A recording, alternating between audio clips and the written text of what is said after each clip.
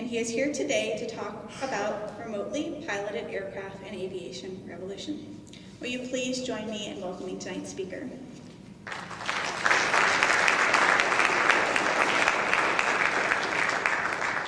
Good evening, everyone. Wow, that's loud. Okay, so I'll kind of talk a little moderately.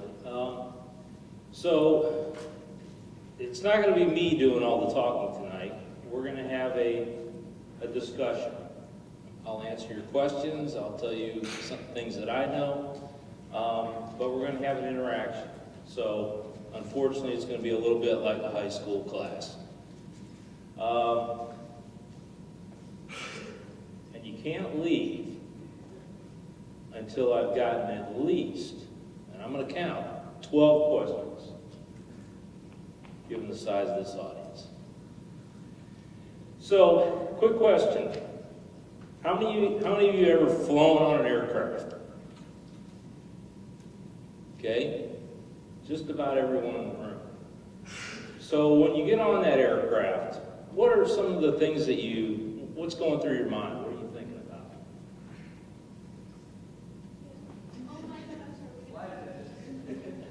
Am I going to get where I want to go safely? That's one thing. The food better be good? Well, I hate to disappoint you there. Those days are long gone, unless you're flying internationally. Anyone else got anything? Somebody say something back there? Technology. Okay. And when you walk on the airplane, what's at the very front of that aircraft? Cockpit, pilot, exactly. Co-pilot. So when you think about that pilot, looking at that pilot, what are some of the attributes of that pilot? Experience, okay? What else? Alert. Mentally stable, yes, sober. Nice. What? Confident? Okay, so we're talking a little bit about some of his character makeup. What about physically? Okay, he's a human. What are some of the attributes of a pilot? All right, good eyesight. Typically they have arms, legs. What if I told you that in the future that might not be required? And what if I told you the guy on the other end of the radio that talks to the pilot may not be required in the future either? This whole concept of unmanned aviation, which a more accurate, better term, is remotely piloted aircraft systems, because there still is a human involved. There's nothing unmanned about unmanned aviation. So it opens up a whole broad spectrum of opportunities to people who otherwise might not be able to be pilots today. People that are confined to wheelchairs, have disabilities. Maybe they can't see as good as what's required, or maybe hear. How many of you are interested in one day maybe being a pilot or being in aviation? A few of you are thinking about it, okay. How much, so, one thing hopefully you want to do when you get out of high school, maybe go on to college or something, but eventually somewhere along the line you probably want to get a job, right? I know your parents would really love that if you did. And you want to make some money. So just drawing some comparisons right now with manned aviation. How much do you think a pilot who graduates Parks College, where I'm at, how much do you think that pilot can expect to earn in the first 2 to 5 years? $80,000 per year. Any others? About 20,000. That's about right. Given the same credentials, how much do you think an unmanned pilot can make today?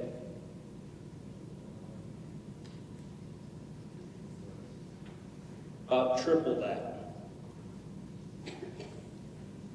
Maybe even 4 times that, depending on what they're flying and what they're doing. So there's a huge opportunity in unmanned aviation. And oh, by the way, an unmanned pilot, a remote pilot, is likely going to have a higher quality of life than a pilot as we know today.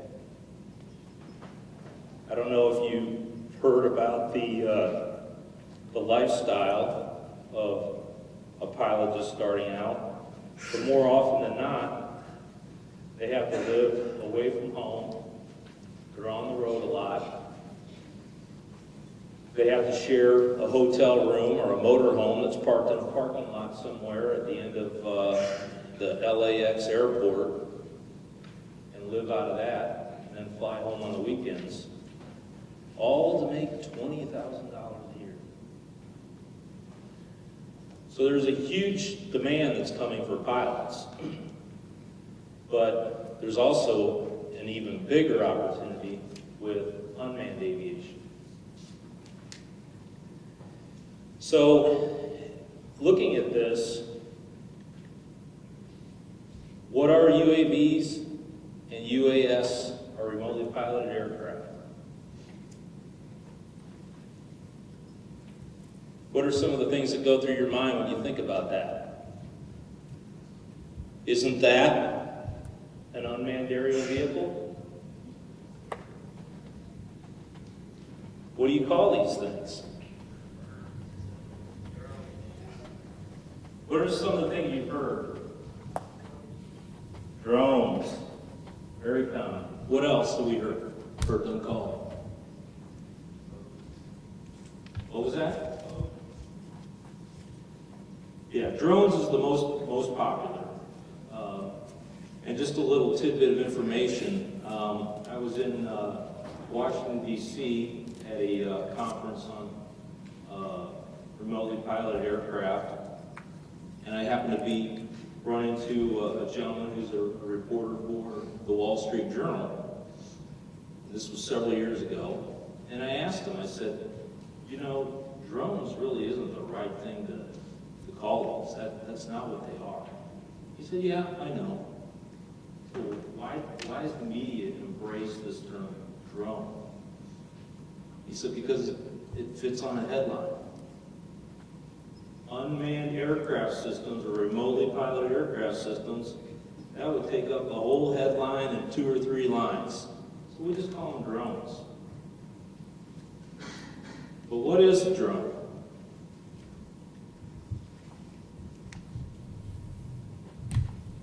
Anybody know the history, their military history?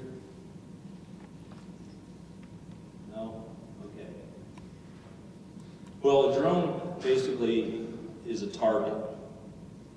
A drone was a vehicle that the military would put up early on, and fighter pilots, people shooting anti-aircraft guns in the air, that was a target for them to aim for. So that's why I mean a drone really isn't accurate. When we talk about remotely piloted aircraft, somebody's in control, somebody's telling it where to go, somebody's monitoring it, somebody's making sure it's done safely. So it's not just up there flying around all by itself autonomously. Somebody's making it do those things. So here in the United States, we typically refer to them as unmanned aircraft systems. That's what the FAA likes to use. Over in Europe, they use RPAS, remotely piloted aircraft system. The Air Force here in the United States has started to call them RPAS. And it does accurately convey that. But why do you think the Air Force changed terminology from unmanned aircraft to remotely piloted? Unmanned is sexist. I hadn't heard that before, but that could be one reason. Yes, sir.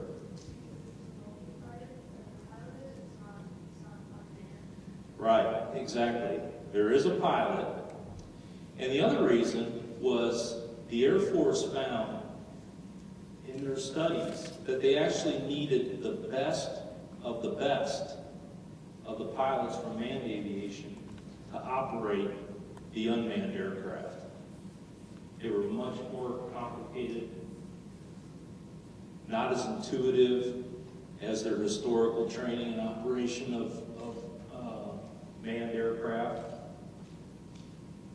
But they had a hard time recruiting pilots into the program because it was called unmanned. They wanted to be pilots, so they called them, again, correctly, remotely piloted aircraft systems. And by the way, for the last 3 years, the United States Air Force has graduated more unmanned pilots from their academy than they have manned pilots.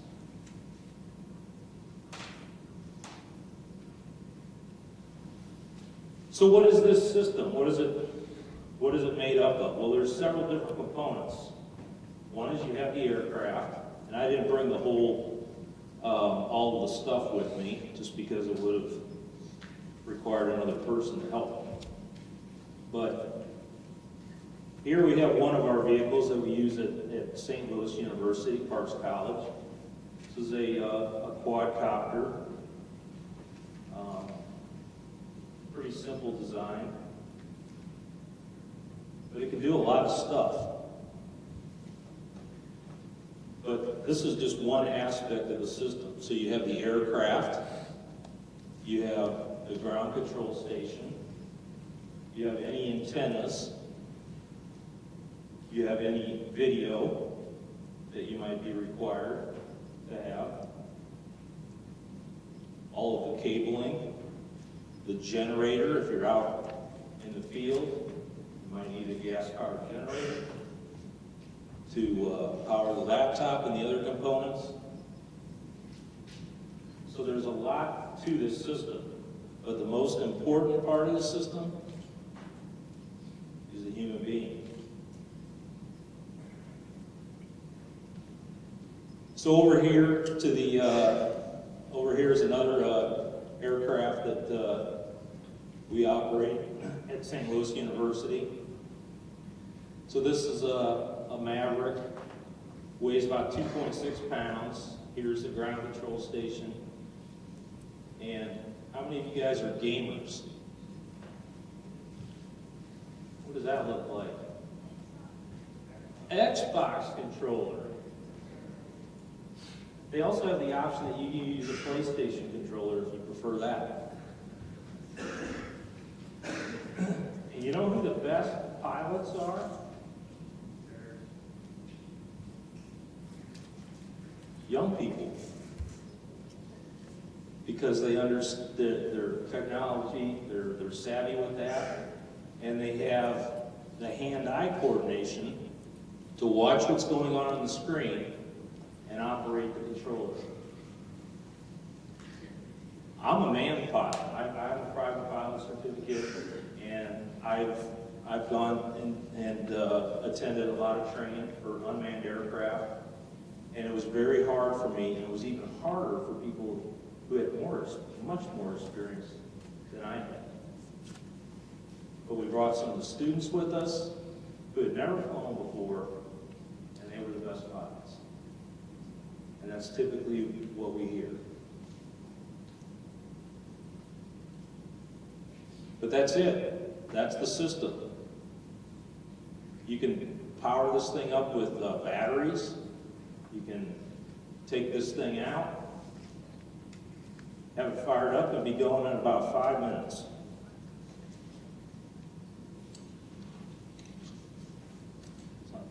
Kind of looks like I got a fishing rod in here, but don't worry, I'll get over to that side of the room a little bit.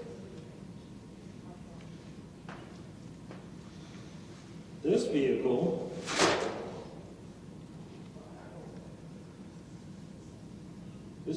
can fly from the ground station about, depending on the antennas we use, about 15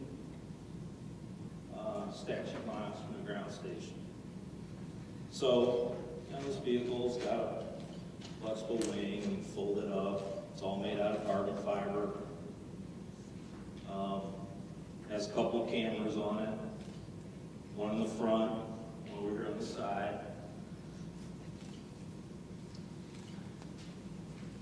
Weighs about 2.6 pounds. I'm walking around so everybody can see it. Stays in the air about 90 minutes, depending on how you manage your power consumption. Can fly up to 63 miles per hour. Could fly up to 18,000 feet. Typically, we don't fly that high. Pretty cool, huh? And 70% of the UAS that are projected to be used are going to be about this size. And they project by year 2025, there'll probably be about 30,000 UAVs flying around in the national airspace. 70% will be this size. The reason being is, why do you want to put this up in the air?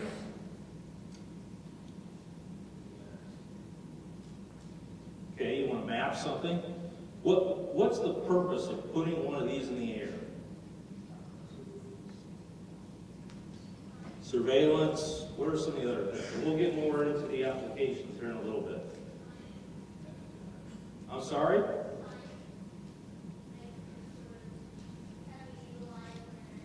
That's fine, sure. We'll talk a little bit about privacy as well. But ultimately, you're putting this thing in the air because there's some information or data you want to gather that otherwise would either be dull, dangerous, or difficult. So tell me, what are some things that might be, when you think about aviation, what do you think would be dull?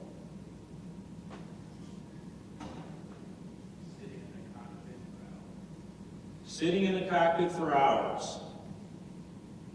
Yep, definitely dull. What else? Yep, flying the same pattern over and over. What do you got? Concentration around the air. Yeah, so we're humans, right? We have an attention span. We get tired of doing the same thing over and over again. So we lose concentration, we lose focus. What are some of the dirty jobs? Okay, bombers looking for something else.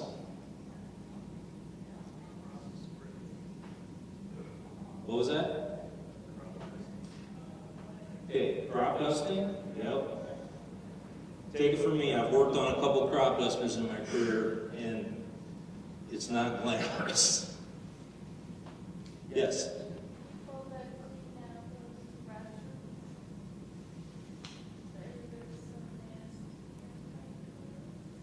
Yeah, that's a rough job too.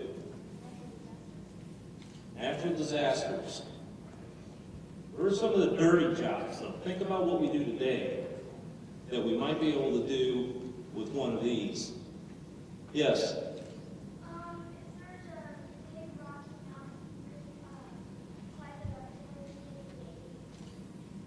Yep, that's good. Remote, getting someplace remote and difficult.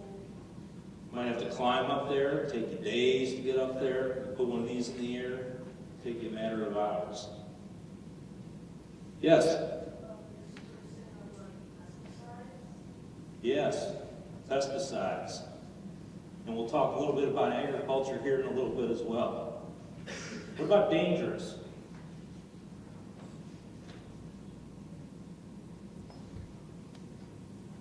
What are some of the dangerous jobs you could use?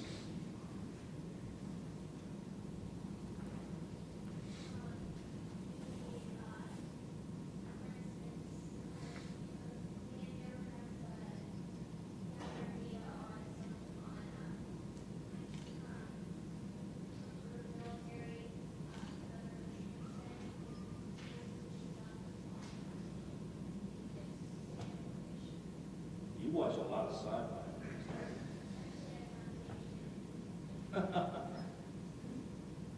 Okay, that's good though. What else? What do you got?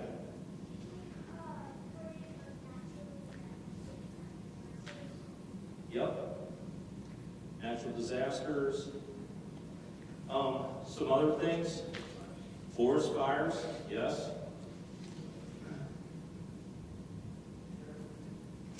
Traffic.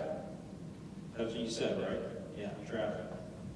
Yeah, so think about, we talked about the pilot. Think about how one of these could totally flip,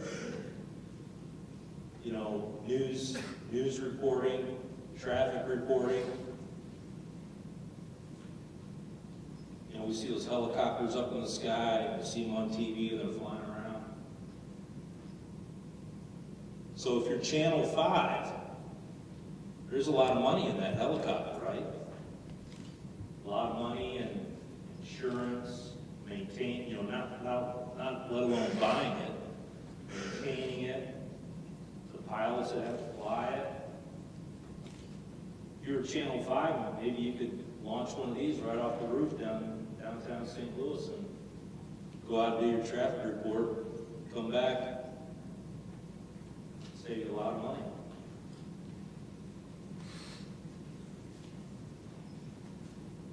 Any questions about what I just talked about?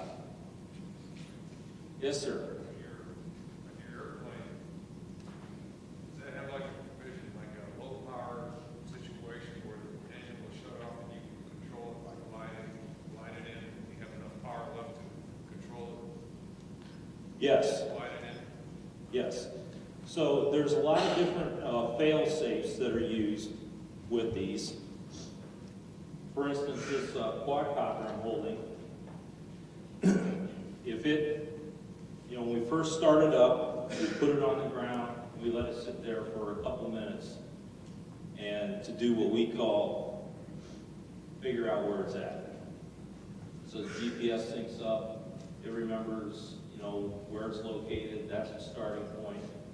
And so if the vehicle gets out and we lose link with it, it's designed after a few seconds that the vehicle will stay at the altitude that it's at, and it'll fly back home, we call it, and it'll descend down and land on the ground within a few feet.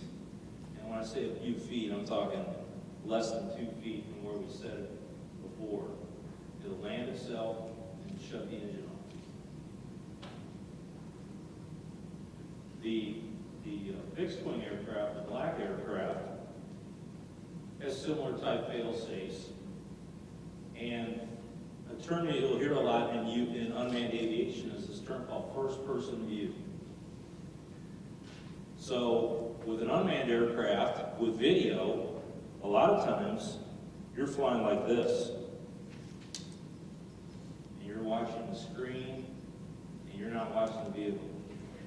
Because a lot of times the vehicle is very difficult to see, and it really doesn't tell you anything anyway, so you'd rather be down here's where all your information is at. So if you do lose link with the vehicle, another key component here, again, you gamers are really good at this, is maintaining situational awareness.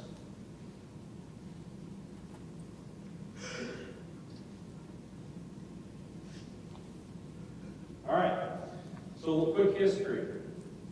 First unmanned aircraft.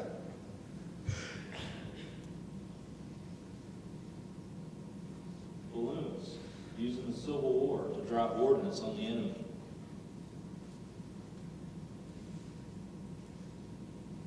And then in World War I, the U.S. Navy used the Sperry. There's a picture of it right there. So basically it was an airborne torpedo.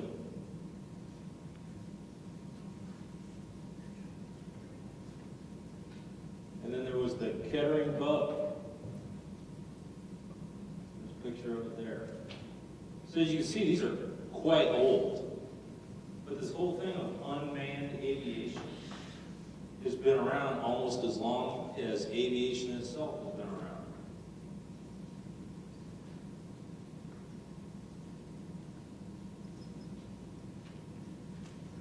So why now? Why all of a sudden are we hearing all about this? There's three main drivers. One is the price of the technology has come way down. It's miniaturized itself.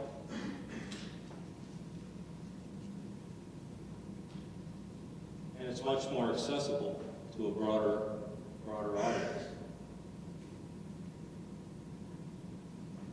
So my background in manned aviation is avionics. So all the navigation equipment, the communication equipment, the electronics, whatnot on the aircraft. We used to have these huge radio racks on the aircraft. And they're still pretty significant in size, but they certainly have reduced themselves down. But everything I need to fly a UAV, I can fit the technology into a component the size of my phone. That's how miniaturized it's gotten. Cheap, inexpensive, reliable. Those are the main drivers why UAS, remotely piloted aircraft, are becoming so prevalent today. And again, they can do the dull, dirty, and dangerous things a lot cheaper and more efficiently than a manned aircraft.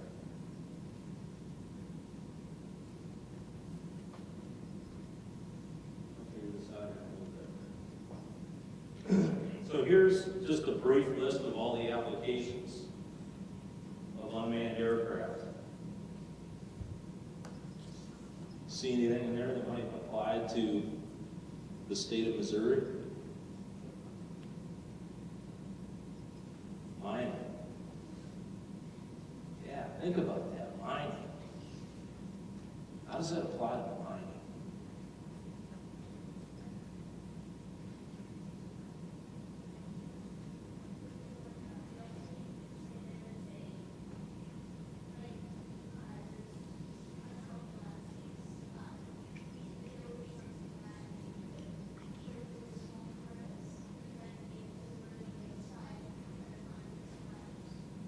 Yes, that's one application. So when we talk about mining, you know, there's two pieces to it. One is out external to the mine, is surveying the land and the sensor. And I'm not a sensor guy, so I really can't talk too much about the sensors.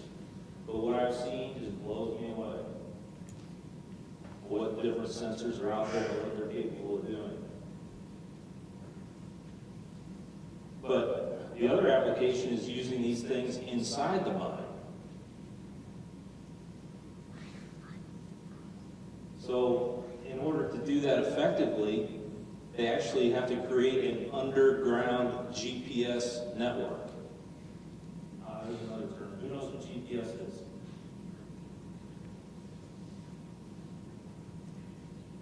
Okay, you can't leave until it's answered correctly.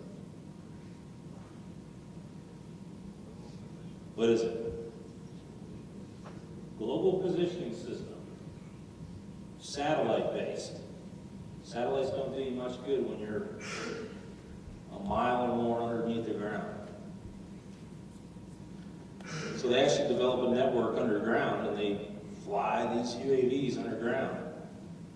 go and map the mine, apply the sensors. What else up there looks like it could be of use here in Missouri?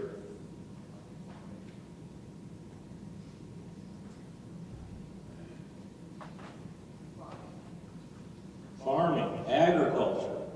Okay, so we talked about, earlier somebody mentioned pesticide applications. So, using one of these vehicles, how do you think we can improve agriculture?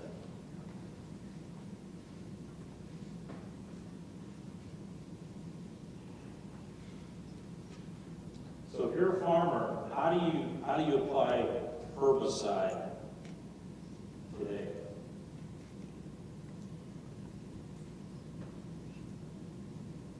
You're pretty much spray the whole field, right? You get a whole tank full of herbicide, you put it on the back of the tractor, hook it up to the spray unit, you go and you spray the whole field. You think there's weeds in the whole field? No? What do you think that herbicide might do to your body? We hope nothing, right? But it can't be good for you. Same with fertilizer. Farmers spend, I want to say, billions of dollars annually on nitrogen to fertilize their plants. So what if you could introduce a technology that would reduce their nitrogen requirement just by 5%? So what I'm talking about here is precision agriculture. So the thing that a UAS could be used to do is go and map a farmer's field. And with the type of sensors that are on board, it can tell the chlorophyll content. How many of you guys have taken biology? Okay, you know what chlorophyll is. Typically, the more chlorophyll, the healthier the plant. They're able to tell the water concentration of the soil, what crops are getting a lot of water, what crops aren't getting so much water. And they can actually go out and put things in the ground to help improve drainage. So I go in and map the whole field. I find out where are the weeds. Because that's what I want. I want to go kill the weeds. So I find out where those at. I map them, figure out the geo coordinates of where the weeds are. And then I go and I get another UAV. One that may be a little bigger, is able to carry some chemicals on board. And I program and I tell this UAV where to go spray. So instead of spraying the whole field, I'm spraying the weeds. I'm putting fertilizer on the plants that need fertilizer. So therefore, I'm reducing my footprint, if you will, on agriculture. I'm a greener, better, more sustainable farmer, not impacting the environment as much. Those chemicals are less likely to run off into our groundwater. Saves money, improves productivity, improves the environment. Anything else up there you see we might be able to do here in Missouri?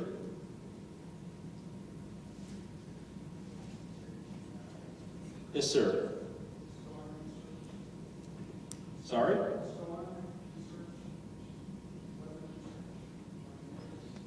Yeah. So storm research. Again, I'm not a weather person, but I've talked to a few meteorologists, and it's amazing how even with Doppler radar, how they can go out and they'll take a reading from a radar station that's several miles away from a certain geographical location. And then they'll actually go out to the location with some remote sensors And it'll be very different. In reality, the conditions aren't what they thought they were back at the main radar station. So here in Missouri, what they're doing, there's a group that's using a small UAS to do this isolated weather analysis. So when we have tornadoes or severe weather coming, we can put one of these up in the air and be able to get a better idea of what's going on with the weather. And you know what?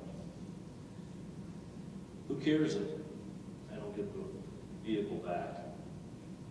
If I'm able to save a few lives, it's well worth it. So dull, dirty, dangerous. Let's see, let's pick another one out.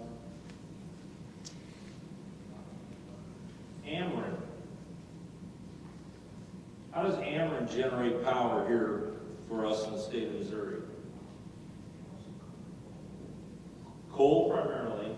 What other ways are they utilizing? Hydroelectric. Hydroelectric. What did you say, sir? Nuclear. What else?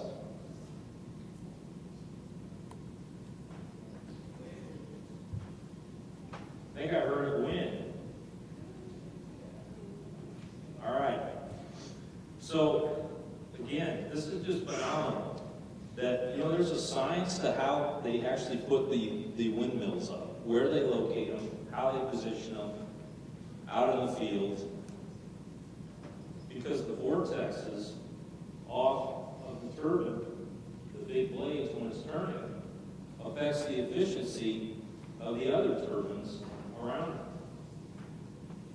So they're actually using UAVs to fly through these wind farms, power wind farms, to analyze how the wind travels in the vortices to learn how they can improve the efficiency of the wind farm and where might be better places to install additional wind turbines.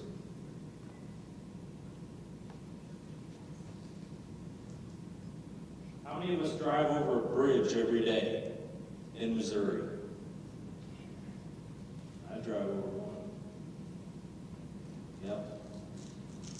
Pretty much if you live here long enough, you'll eventually end up driving over one every day. What are some of the problems with our bridges? Yeah, they're failing. There's problems with them. But identifying which bridges and the priority on which they need to be fixed or need fixing is a huge challenge for the Department of Transportation. How many of you gone over a bridge and then they might have a lane closed and then they've got a big truck with a bucket on the end of it hanging over the side of the bridge and there's a guy that's kind of underneath the bridge? How many of you have seen that? Okay, what do you think that person's doing? Inspecting the bridge or fixing something? More often than not, inspecting. So think about the dangers with that. You shut down a lane on the highway, you've got a guy that's in a bucket, hanging over the side of this bridge, over a waterway, several hundred feet above it. Chances are if you fall, you'll be injured, probably killed. So that's one of those dangerous jobs, right? So if we could have a UAV with a high-definition camera that could go fly underneath the bridge, do an inspection, look around, be a lot quicker, a lot safer, more efficient because you're not shutting down a lane of the highway. How many of us like traffic? How many just can't wait to get out in the traffic in the morning? You just can't wait. 5 o'clock, the end of the day comes, you're like, golly, good. 5 o'clock, I get to get in my car and drive home. You just love it, don't you? And you really love it when you see one of these trucks on the side of the road with a lane closed and somebody hanging out the side.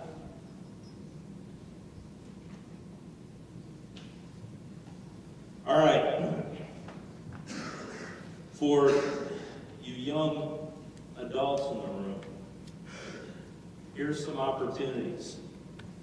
Unmanned aviation, huge opportunity. We'll focus on that 2025 number there. Because I'm figuring you guys are going to go to college, spend some time in there. Tell your parents that you're going to go to graduate school, spend some more time in graduate school. Then you're going to tell them, now I want to get my Ph.D. I'm going to spend some more time in school.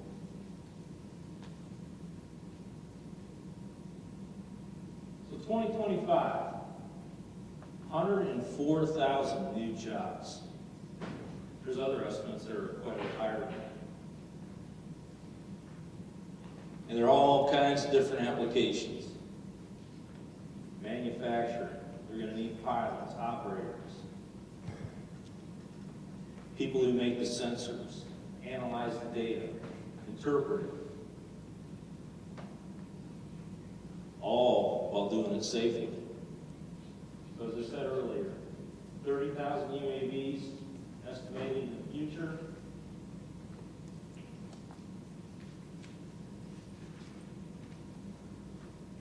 But right now, it's difficult to operate UAS in the United States. We have a lot of regulations around how we operate and how we conduct aviation business in the United States, and primarily the overseer of all that is the Federal Aviation Administration. And by far and away, the United States has the busiest airspace in the world. We have all kinds of different stuff out there at any given time flying around. Small, general aviation aircraft, recreational pilots, and what I like to call people who in flying lawn chairs. That's my affectionate name for people who fly ultralights. If you've ever seen one, some of them actually are a flying lawn chair. So it's very difficult. Regulations are tough right now. It's difficult to fly unmanned aviation. The rest of the world is ahead of us, though. In Europe, they're flying UAS more and more. And they've been doing it for several years. In Japan, for almost 15 years, they've been using UAS in precision agricultural applications. So there is some urgency here as well with us as a society and as well as our government to push ahead and take advantage of this, because we certainly don't want the United States to fall further behind in this, and we want to be the leaders and not the followers. So Amazon, how many of you heard of Amazon?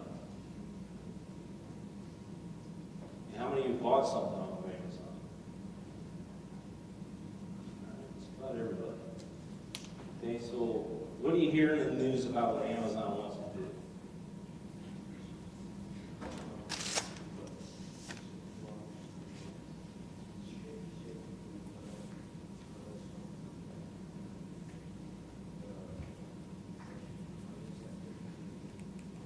Yep. Developing a drone delivery system.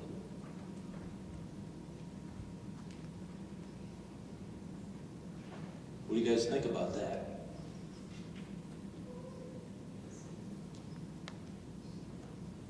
What do you think of that?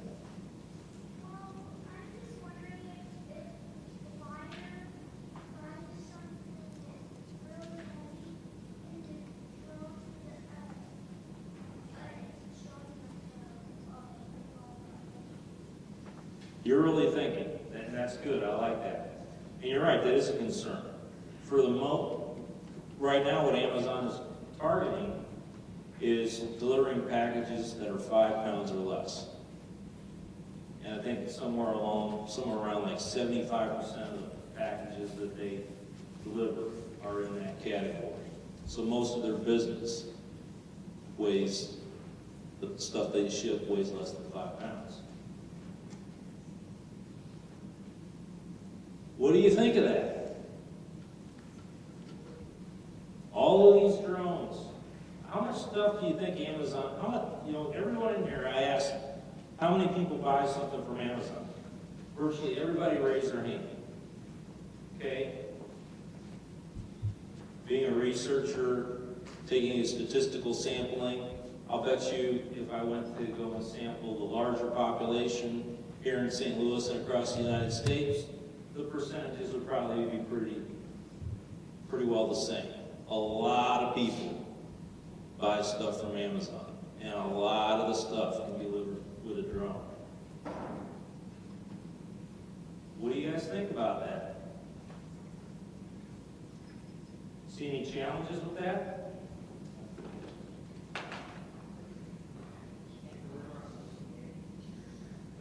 Yeah, so safety is obviously a concern.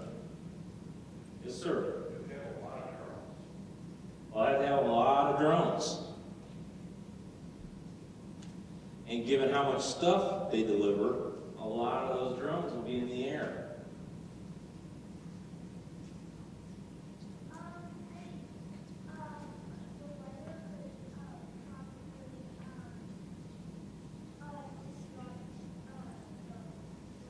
Yep, weather, we talked about wind. What do you got? Storms, yep, weather, what do you have?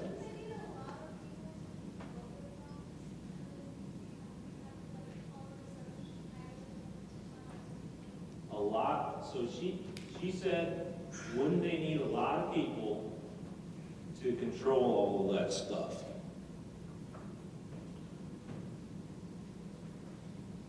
Maybe, maybe not. Yes?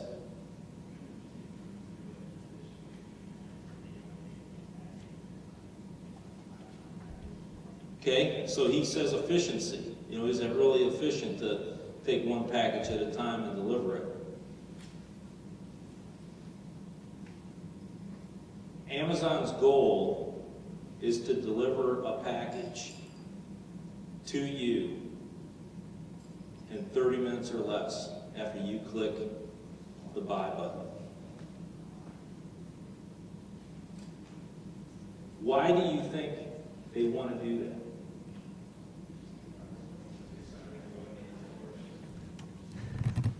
Because we as a society, we want that. When we order something, we want it fast. We don't like waiting.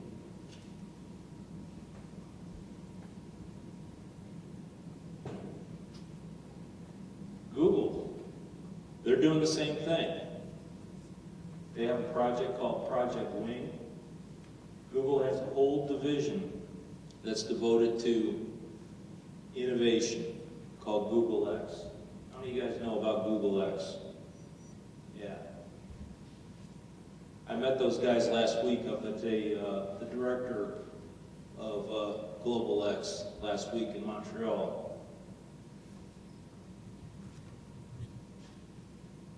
And just as adamant as some people are that this drone delivery type stuff will never happen, he's just as adamant that it will happen. To the tune that Google is spending $250 million annually on developing this technology. Amazon won't say, but estimates are it's far north of $100 million. So if you're spending that kind of money to develop this technology, you must be pretty passionate. And when I talk to these people, the one thing that is an underlying theme with all of them is they want to change the world. They want to change the way we think about things.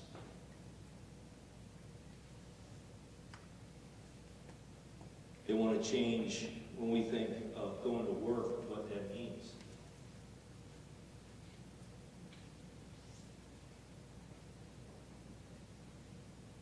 Yes, sir. To me, it seems like having to break it up a little, let you do this, where you can actually build on it from a printer, right on the spot when you order, you know.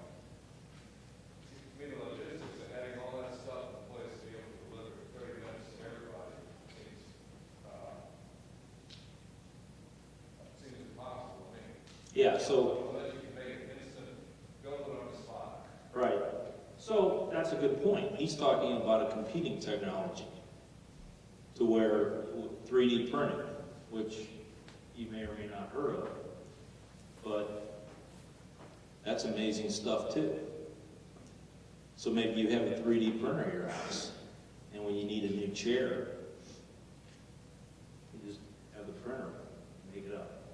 And I'm telling you, I was blown away. My wife is an architect, and she's designing a library, and this company is designing a chair, a new style chair for the library. And they haven't started producing it yet. So they brought a sample in to the folks that are building the library. They printed this full-size chair, fully functional, up, down, tilt, arms, all that, from a 3D printer. I had to go see it to believe it. It just blew me away. So, you know, yeah, so there are competing technologies. But fast forward now. Remember I talked about the air traffic controller? That maybe there won't be an air traffic controller? And the young lady down in the front here said, well, isn't Amazon going to need a lot of people to operate all that stuff? Maybe, maybe not. It's amazing how this technology is able to talk to one another. And manned aircraft today already do a lot of that with the systems that are on board, traffic collision avoidance systems, which, whether you know it or not, when you're flying along, there's a computer on board both aircraft that'll actually talk to the flight management system on each other aircraft, on one another aircraft, and if they're on a heading to collide, the computers will actually talk to each other and come up with a plan to eliminate the conflict. So couldn't we use something like that in unmanned aviation?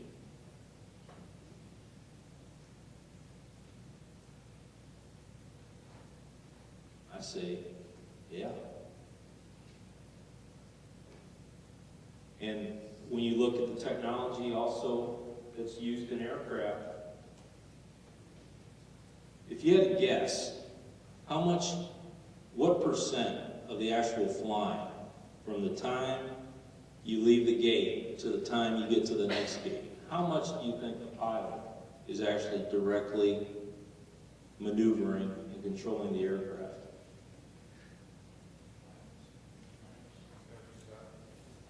10%? Anyone else? 20%? 5%? Yeah, probably less than 5%. I mean, depending on the length of the flight, obviously. But it's very little. Once the airplane gets a positive rate of climb, flaps are up, gears are up, autopilot. When they're on final approach and they pass that inner marker, they might disconnect the autopilot. Might keep it on a little bit longer. So not very much. So a lot of similarities in automation, though, between manned aviation and unmanned aviation.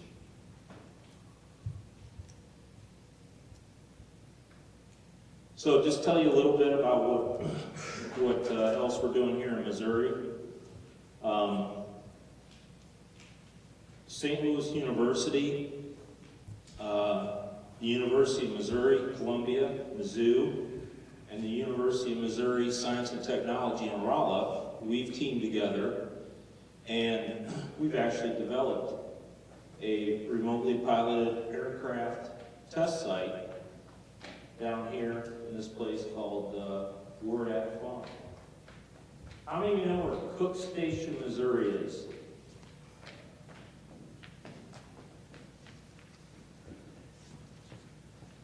I didn't know either until they told me I had to go down here one day and look at this place. It's out in the middle of nowhere. It's beautiful. It's right along the Merrimack River. We got one more slide here. We're done. We passed it up. Maybe not range. But anyway, we're flying remotely piloted aircraft down there conducting research. So there's the place. So Wardak Farm is much bigger. It goes, you know, all the way out here. But this is their pasture area. Here's the Merrimack River. And so we typically, you know, park here, and we set up our ground control station over here. This is about a half a nautical mile across the field. So this is about 1 nautical mile this way. And so what we're doing down there, we have the vehicles. Here's 2 samples of what we have. And we are working with the Mizzou Center for Agriculture and Forestry. One more word to it that I'm missing. But anyway, they're interested in how do they improve agriculture. So we're working with them on conducting research of surveying the pasture, you know, looking for things like the chlorophyll content in the grass, what types of grass grow well, support the cattle stock, and we're also surveying the forest area to look at timber management.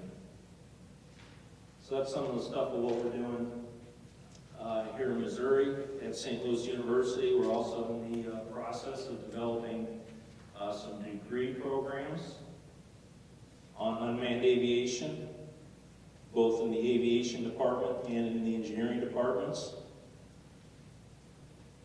Here's the great thing about this technology. We're not talking just about aircraft. We're talking about cars, trains, ships, submersibles. So a lot of the technology that's used in these vehicles I have down here on the stage, those same technologies are used in other forms of transportation as well. So those jobs that I put up there, those are just aviation jobs. You can probably triple that, quadruple that, when you start thinking about the other forms of technology. So think about trains. What's happened lately with trains? We've had some accidents, right? What have they been attributed to?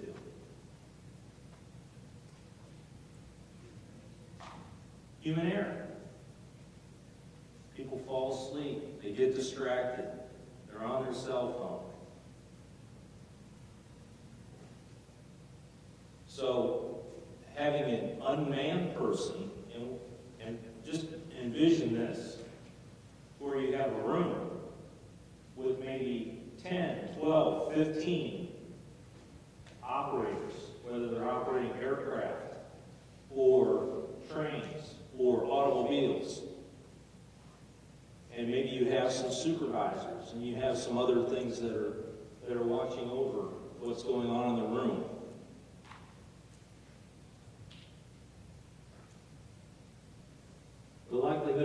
distracted and being able to use this in that type of setting is greatly reduced.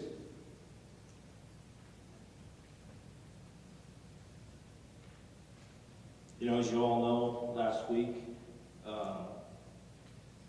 we had a horrible accident in aviation. 150 people killed.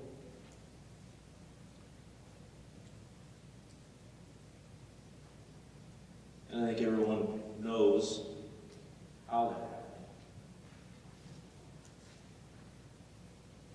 And so there's folks that are talking about, you know, if you've been reading the news, James Hall, very famous safety guy. He was the chairman of the NTSB several years ago.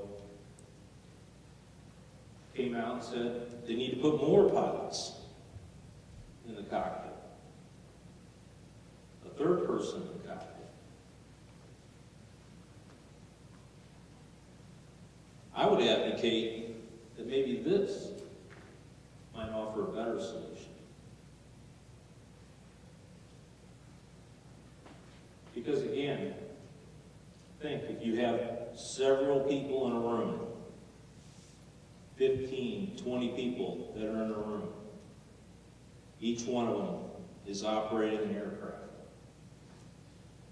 Each one of them is being supervised, i.e. a co-pilot that is also watching what is going on in the room.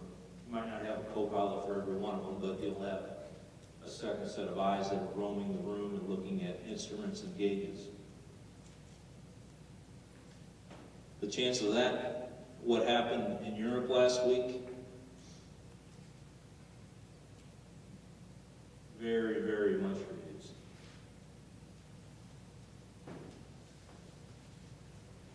And given that debatably, depending on what statistics you're looking at and who you ask, but everyone's in agreement that the number one cause of aviation accidents today are caused by human beings, human error. Some estimates are up to 70% human error.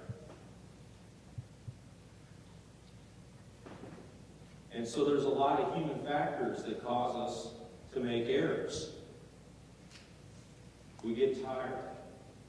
We get distracted. We get ornery. We don't like the co-pilot we're flying with that day.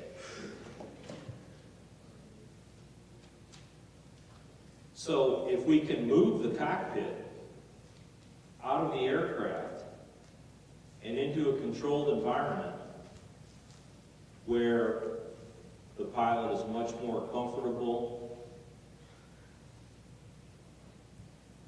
the pilot can sleep in his own bed every night, eat better food,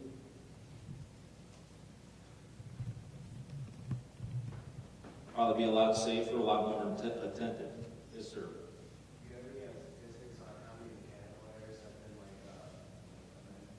saved by on-spot decisions by a human though?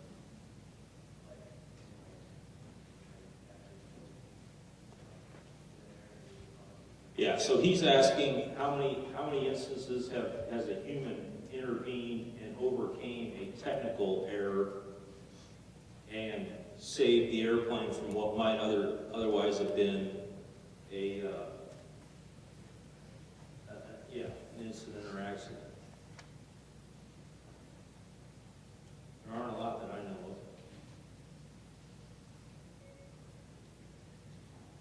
So when we talk about human error also, when we look at the evolution of safety, where, early on in aviation, we crashed a lot, killed a lot of people. Well, that was because our technology wasn't very good. Primary reason. So our technology got better, then we found out that, hey, we're not doing a very good job of managing our people and training our people, so then we started to do a better job of training. okay. And then we had other things like organizational factors, human type factors that came into play. So aviation transportation today is the safest form of transportation in the world. Depending on where you live, you're 10 to 20 times more likely to get killed getting in your car tonight and driving home than you are getting on an airplane. So aviation has a phenomenal safety record. So why do anything, right? Hey, we're safe. Why do we have to do anything? Well, given the percentage of people that we kill currently, which is less than one a year, typically. This year is not going to be a good year, though. But what's happening in aviation? The globe is getting smaller. We're flying more and more miles per year. The technology is changing and advancing dramatically. So all of that introduces risk to the system. How we operate today in aviation isn't going to be how we operate 10 and 20 years from now. Because quite frankly, it's very inefficient. It worked in its day, but the way we fly point to point across the country, very little do we fly in a straight line in the most efficient way, so we burn a lot of gas. We're a country that's trying to use less gas, be more environmentally friendly. So my point is that aviation is going to increase dramatically in the next 20 years, and it's going to change dramatically as well. But given the level of safety we have today, that will not be publicly acceptable in the future. So if we kill the equivalent of 3 747 aircraft full of passengers every year, given the increase in passenger miles, what would you guys think of that?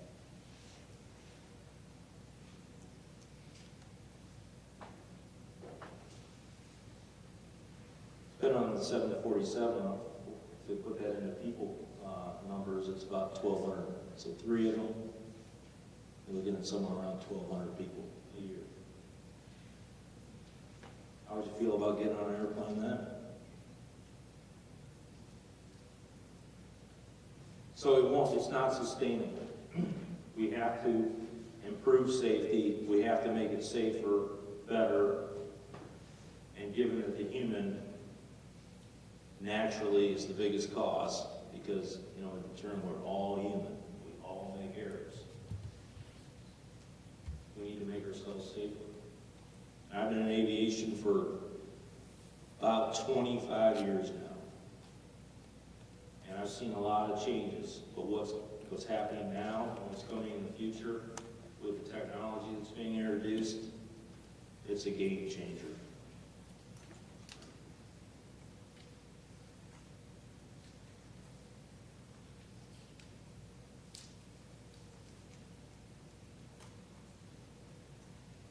So that concludes my talk here. So I'm done talking. I've done primarily most of the speaking. Do you guys have any questions? Yes, sir.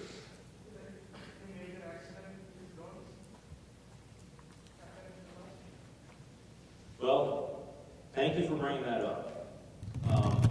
There have not been any major accidents, but if you've been watching the news, there's been a lot of press on people operating UAS in a manner that they otherwise shouldn't be.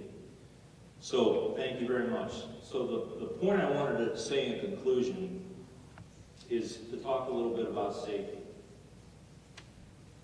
Does anyone in here fly RC model aircraft? Okay, I see a few hands. All right. Okay. If you've been around RC model aircraft, the same advances in technology have been occurring in the RC world. It's phenomenal what RC aircraft can do. And for the most part, a lot of them are and have the capability of a remotely piloted aircraft as far as their autonomy, ability to fly, beyond line of sight. But anytime you put your vehicle in the air, if you put no matter if your RC model or whatnot, you have to treat that as if you're putting, and you're putting the vehicle into the national airspace system.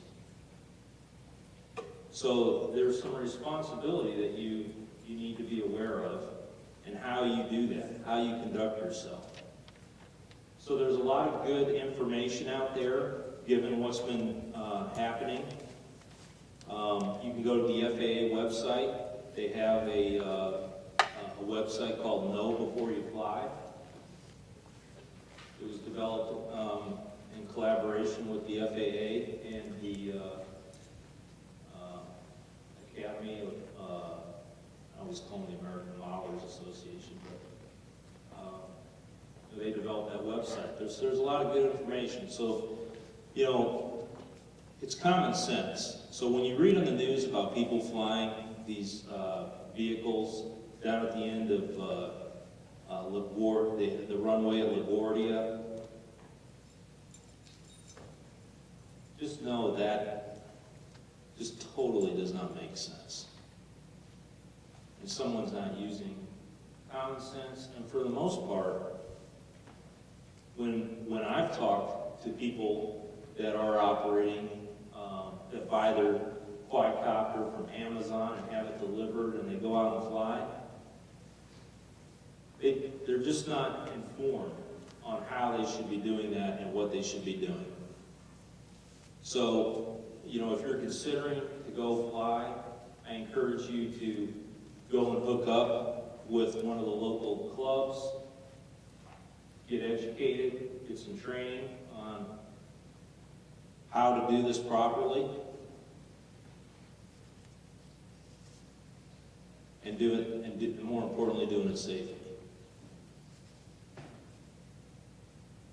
So there hasn't been any incidences, to answer your question, that have resulted in a death, not that I'm aware of, with a unmanned aircraft vehicle.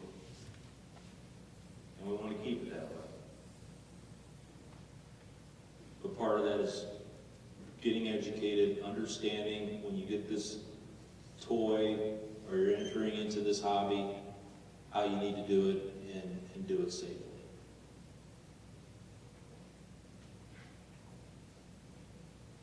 Yes, sir. First of all, can I for my project, science project, pursue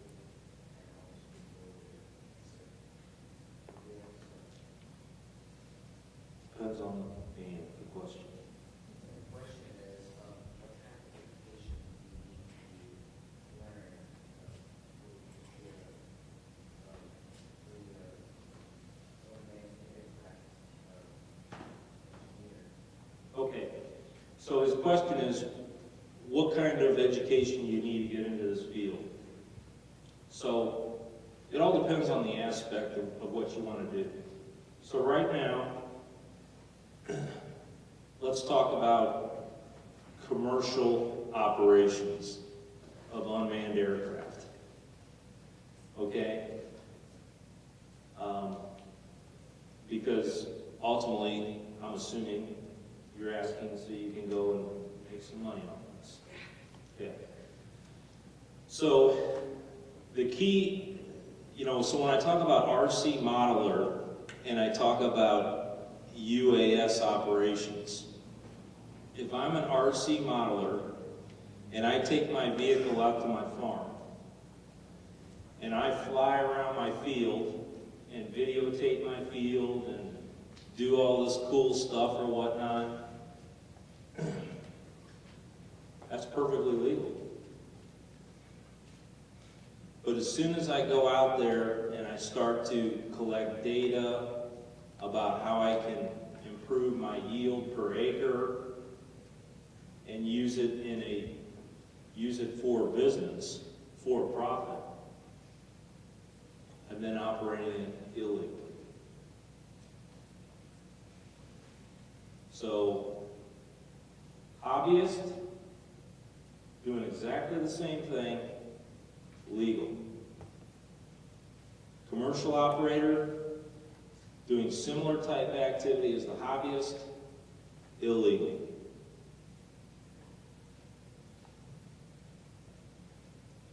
I didn't make it up, so don't shoot me. But that's the distinction between the two, okay? And there's some other things, that come into play there. But in order to, so you've heard this term STEM, right? Okay. What does STEM stand for? Yep, exactly. So, take your math seriously, take your science seriously,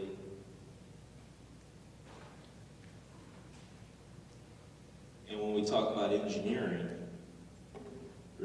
that's a broad topic, a broad subject.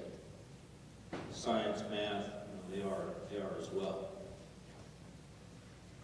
But one thing about these vehicles is there's a lot of stuff that you need to be able to do with your hands. So the days of, like today in manned aviation, you have a pilot, he gets in the airplane and he turns the key, and off he goes. As soon as something's broke, he picks up the phone and says, "This light bulb burned out. I need the mechanic to come down and fix it." So when the mechanic comes down, he changes the light bulb.